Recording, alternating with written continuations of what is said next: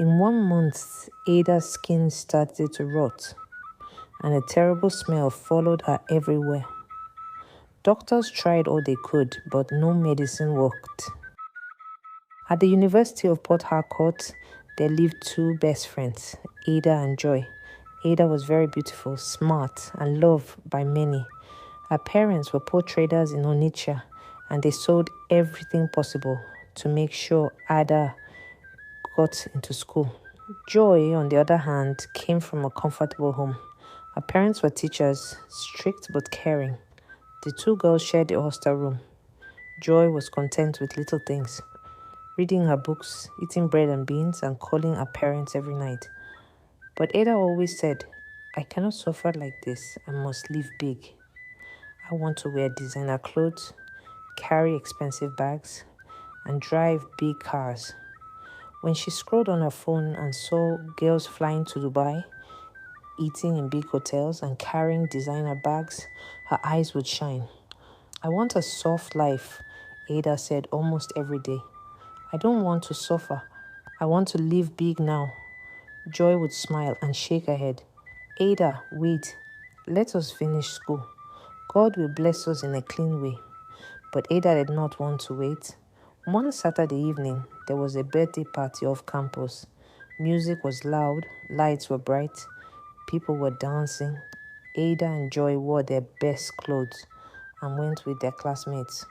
A black Range Rover stopped near the gate. A tall woman came out. She was beautiful and rich-looking. Her dress flowed like water. Her perfume filled the air. She did not just pass by. She entered the compound and joined the party.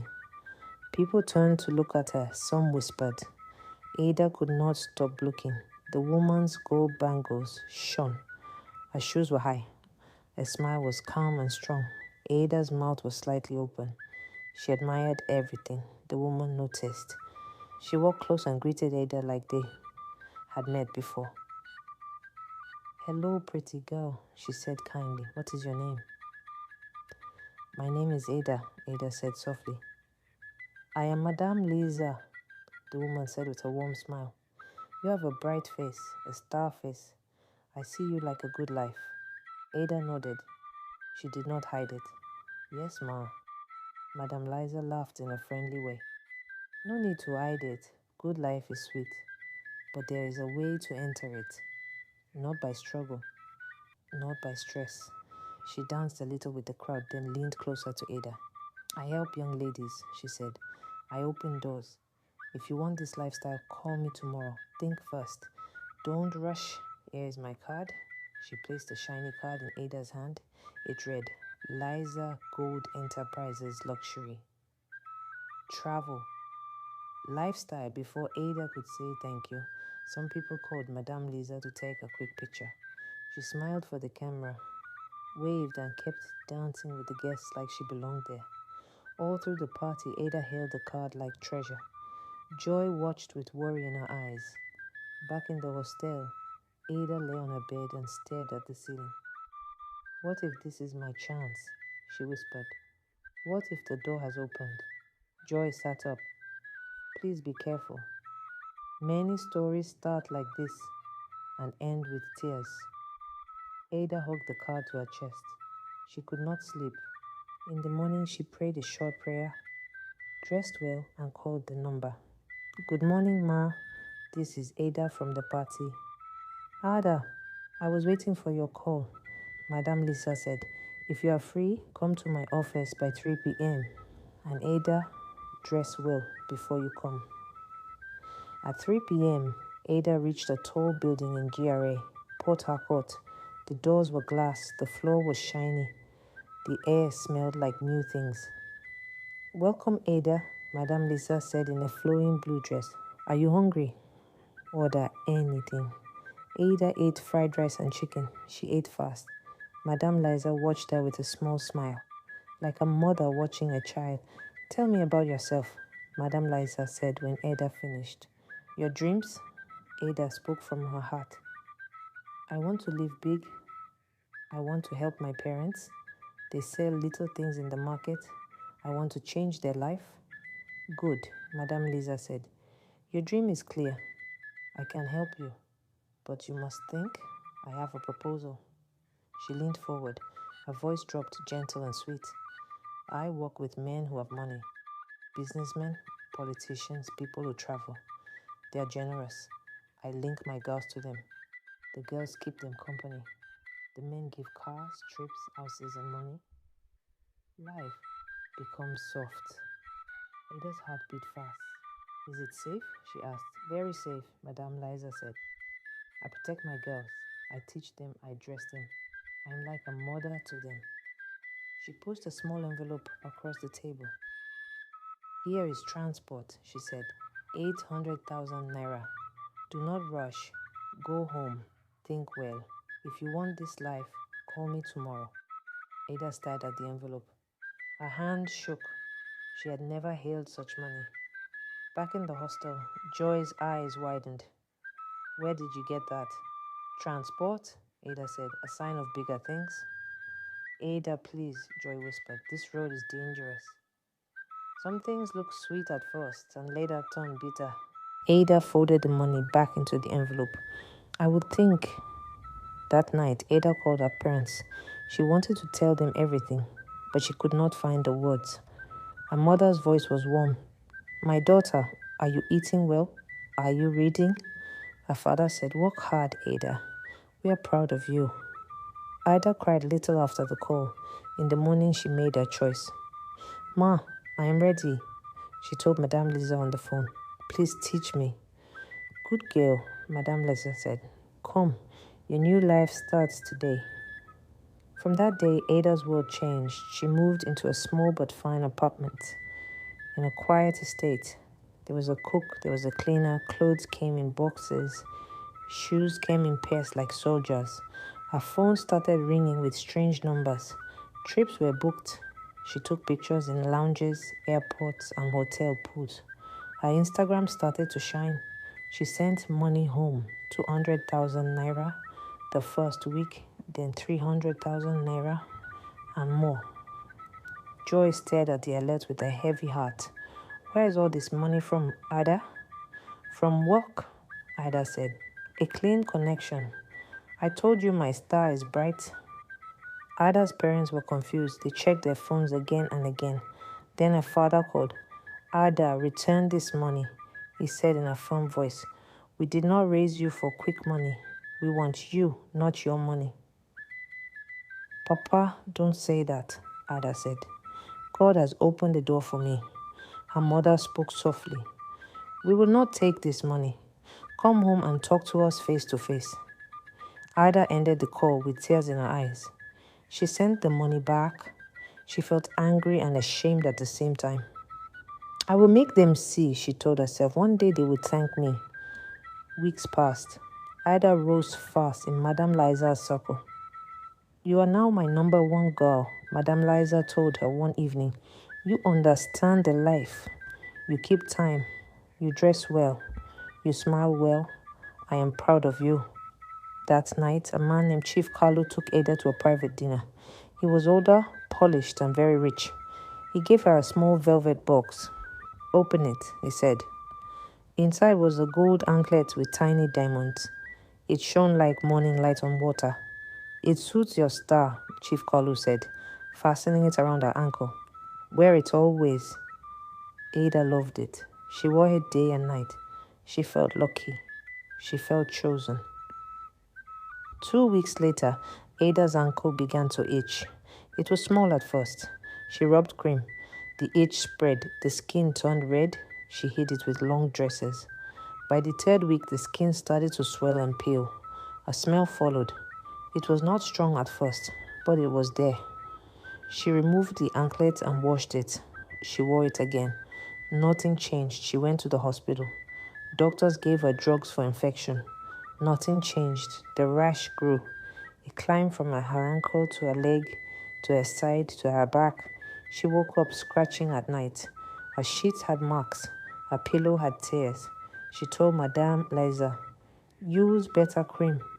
Madam Liisa said, don't worry, it will clear. But it did not clear. It got worse. One afternoon, Ada entered a car to meet a client. The driver opened the window and kept sniffing. Ada saw him look at her in the mirror. She looked away. By the next week, calls stopped coming. Trips stopped. Photos stopped. Ada called Madam Liisa. Please, I need a doctor, a big one. My skin. Ada, Madam Liisa said, her voice cold now. You are becoming a problem. Clients are complaining. They say you smell. I cannot lose money because of you. I am sick, Ada whispered. Please help me. You are now a liability, Madam Liisa said. Pack your things and leave my house. Today. Please give me time, Ada begged. I will get better. But the gateman had orders. He put her bags outside and he closed the gate. Ada sat on a suitcase under the sun, and the sun sat on her too. She cried until there were no more tears. For some days, Ada slept outside a closed shop near Oil Mill Market. Her body was full of rashes. Her dress stuck to her skin. People passed and covered their noses. Children stared and asked questions. Some gave her bread, some gave her water, some threw insults like stones. A classmate saw her and took a picture, then deleted it, ashamed of the thought. Another passed and pretended not to see. One morning, a man in a simple shirt and worn shoes walked by. He stopped. He did not cover his nose. He looked at Ada's face with pity and respect, like he was looking at a human being and not at a problem. Good morning, he said gently. Ada looked down. Good morning, sir. My name is Pastor Samuel, he said. What is your name? Ada, she answered. He was quiet for a short time. Then he spoke in a low, steady voice that sounded like truth. Daughter, your destiny has been stolen. A rich man is using your light to grow his business. If you do nothing, you will beg all your life, and he will keep getting richer. The words cut Ada like a sharp knife, and also like a soft cloth. They hurt, and they healed at the same time. Pastor Samuel gave her a large scarf to cover herself. They walked to a small church down the road. Inside, women were sweeping. A choir was practicing quietly. The pastor spoke to them, and they brought warm water and soap. Two women helped Ada wash gently like a baby. They gave her a clean dress. They spread ointment on her skin. They prayed with her. She cried. Tears washed what water could not wash. That evening, Pastor Samuel called her to the front. Ada, he said softly, there is something you must throw away. He opened a small cloth she had brought along. The gold anklet lay inside, cold and shiny. Throw it away, he said. Your light does not need this chain. Ada held the anklet and remembered the night she felt chosen. She remembered Joy's warnings. She remembered her parents' voices. She walked outside and dropped the anklet into a metal bin. The sound was small, but it felt big inside her chest. The church prayed for her every day. They taught her simple songs. They told her Bible stories like she was a child again. They gave her food and sat with her while she ate. After 1 week, the swelling began to go down. The smell faded. The rashes started to dry. After 2 weeks, Ada could sleep without scratching. After 3 weeks, she could smile without pain. The church members contributed money. They paid for a small room for her. They bought a pot, a plate, a mat, and a fan. They gave her some beans, some gari, and a small bag of rice. Pastor Samuel helped her call her parents. She cried and told them everything. She said sorry many times. Her parents were quiet for a long time. Then her mother said, come home. We will hug you first and talk later.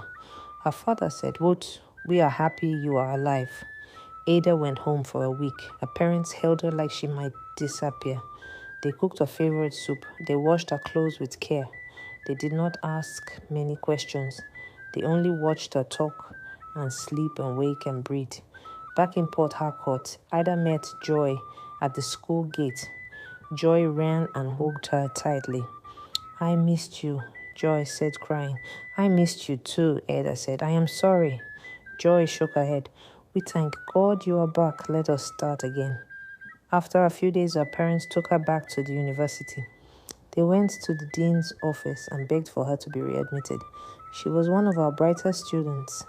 Her father said humbly, "Please, give her another chance." The dean studied Ada's face carefully. He saw the scars of her suffering, but also the light of repentance in her eyes. "We do not usually take students back after such a long absence," he said slowly. "But Ada was promising, and every life deserves a second chance. This is her last opportunity. If she fails again, there will be no return." Ada promised with tears in her eyes that she would never waste her life again.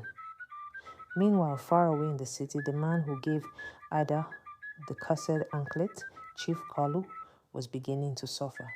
At first, his businesses started crumbling mysteriously. Contracts were cancelled, investors pulled out, workers left one after another. Then something strange happened. The same rashes that once covered Ada's body began to appear on his skin. First his ankle, then his legs, then all over his body. No doctor could explain it. No medicine worked. In his pain and fear, Chief Kalu called his wife one night. His voice was weak and trembling. "My wife," he said, "I have sinned against God and against many young women. The wealth you have seen me enjoy all these years was built on evil.